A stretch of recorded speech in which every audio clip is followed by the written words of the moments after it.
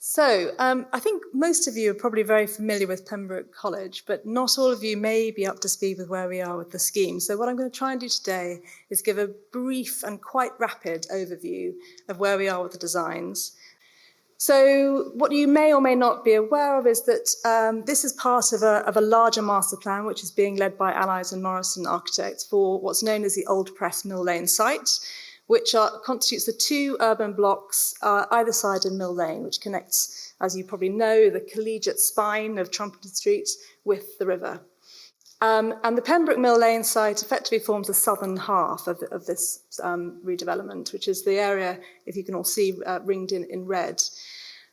And of course, at the moment, you may be aware that it's a curious site. It's very, very densely planned.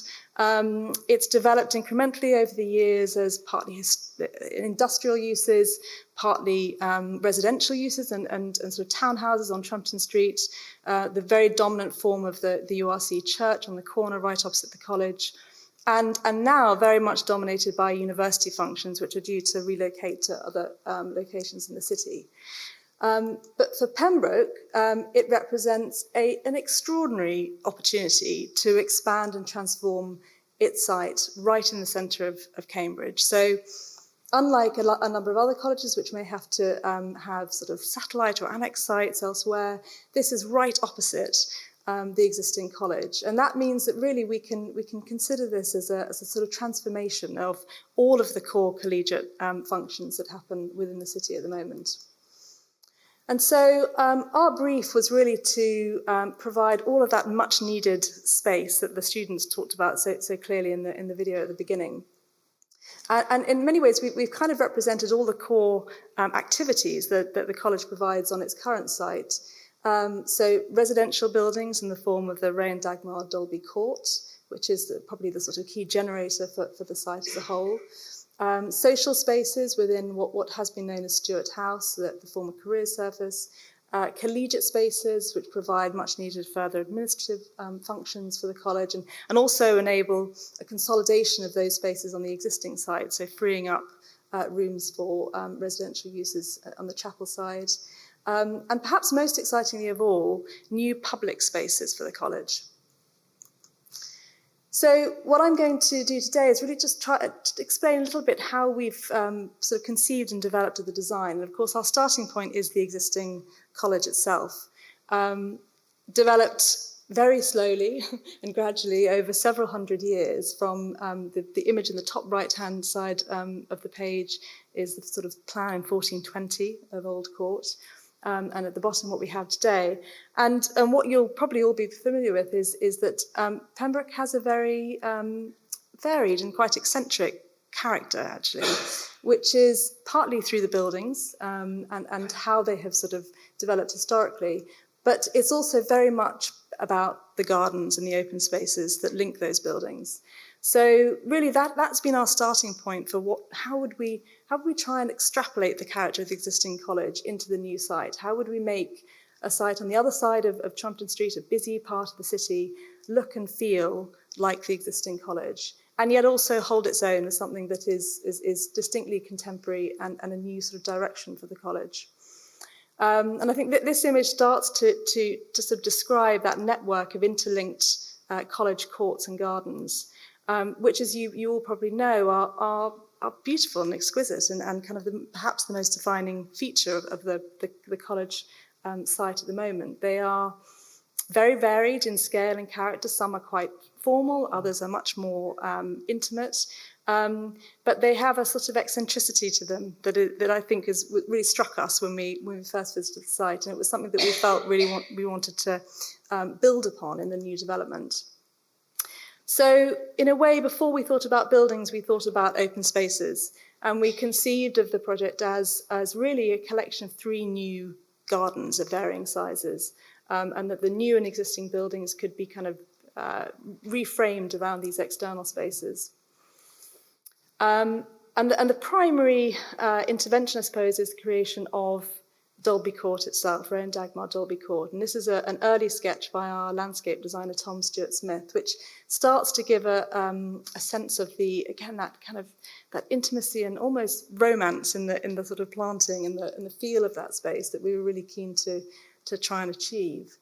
And you'll also see that the language of the buildings really draws upon the character of the existing college buildings. So we have really developed these facades starting kind of from the inside out in terms of the quality of the rooms that we want to try and create. So we're providing around 92 new, primarily graduate student rooms here with ensuite bathrooms, generous shared kitchens, large windows looking out over the courtyard itself. The buildings can be naturally ventilated. And we're looking to try and reduce the embodied carbon of the buildings by also reusing a lot of existing bricks where possible. So what we're actually looking at here are on the back of the image and to the right are the two largest blocks of Dolby Court. And then to the left of the image is the lower, what we call a townhouse or southern block, in which we're proposing at the moment to actually reclaim the bricks of the existing site. So it's quite important that the look and feel reflects not only the existing college, but also embeds the history of the site as it is at the moment. And so, as I say, the language of our buildings is very much drawn from the existing palette of materials in the site, and we're proposing a deeply textured, a rich, warm tone of brick, with windows dressed in stone surrounds, which again picks up on the language, the varied language, of course, of the existing buildings, and to do so in a contemporary way, but in a way that sort of resonates with what you will be familiar with in the existing college.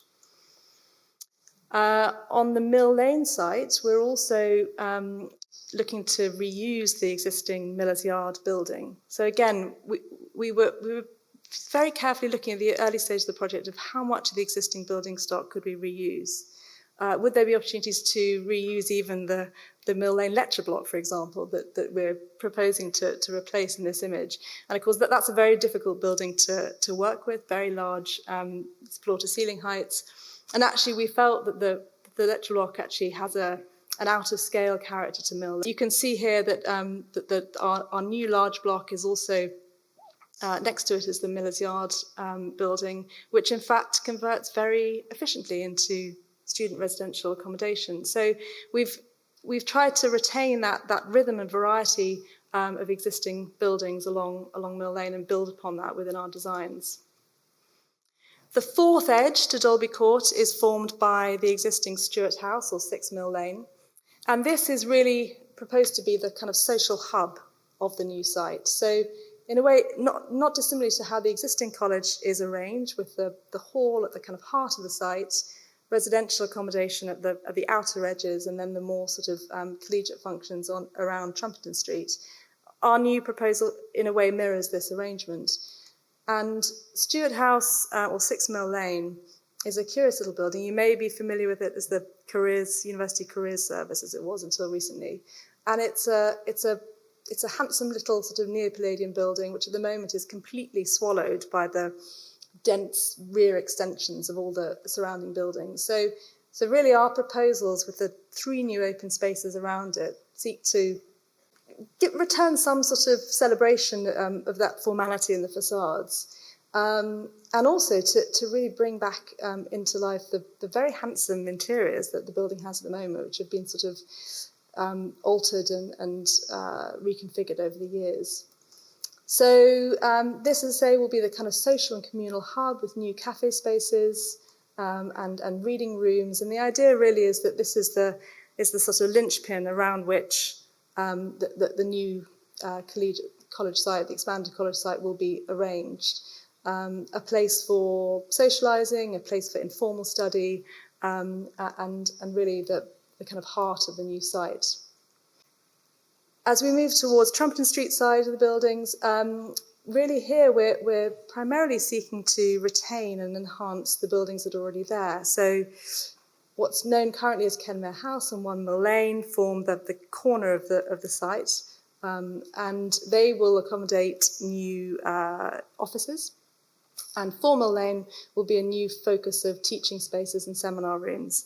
So those sort of spaces that the college is short of at the moment, the large flexible teaching spaces, these can now be provided right on the side. And this will be useful throughout the academic year, but particularly also in the summer months with the international programmes.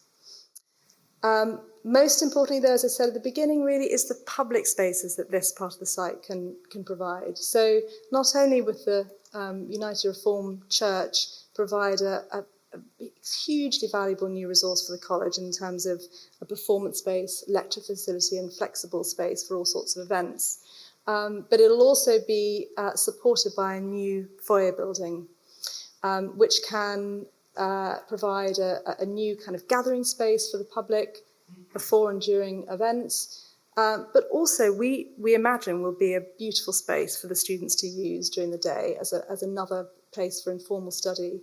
And it connects through also to another existing building that we've reconfigured, which is the former schoolhouse of the church, built originally as a boys' school hall.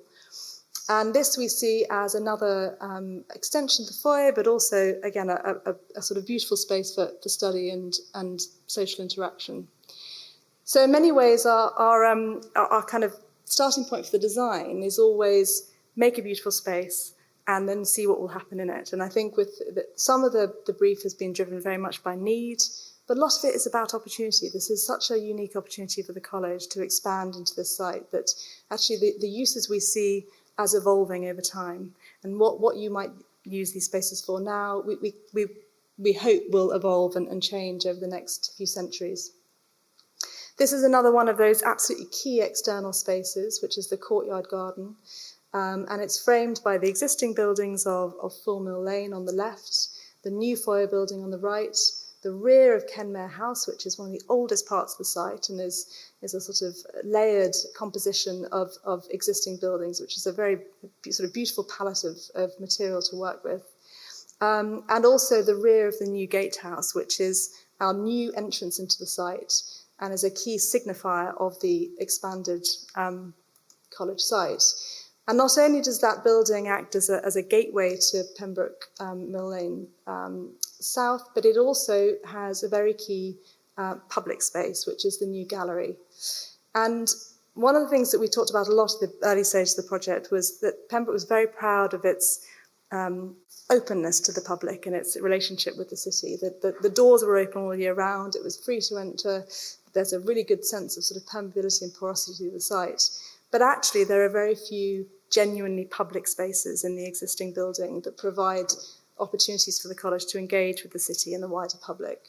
And so this is what this scheme can provide, a space where college art and artefacts can be displayed, where the history of the college can be made available to the public, but also where curated exhibitions can be formed. And we think there's a potential for a really exciting programme of contemporary and historic art to happen in this space. It's also important that this building, this room in particular, looks back to the existing college. So this is a view looking up Trumpeton Street towards our new building. And this is a sort of really interesting point of the design, actually, about where we've sort of placed this building in the kind of language of inner city Cambridge buildings, because, of course, this part of Trumpeton Street is not collegiate in character. It's town, it's residential buildings, it's a church, and yet we felt it was very important that this building signified a new chapter in the history of this part of the city. And so architecturally, it sits somewhere between the language of the townhouse and the gatehouse, the collegiate building. And it was a very interesting process with the planners negotiating that language and achieving a sort of comfortable balance between something that recognised the context of its immediate neighbours and the history of this site, but also said this is a new chapter for this part of the city and for Pembroke itself.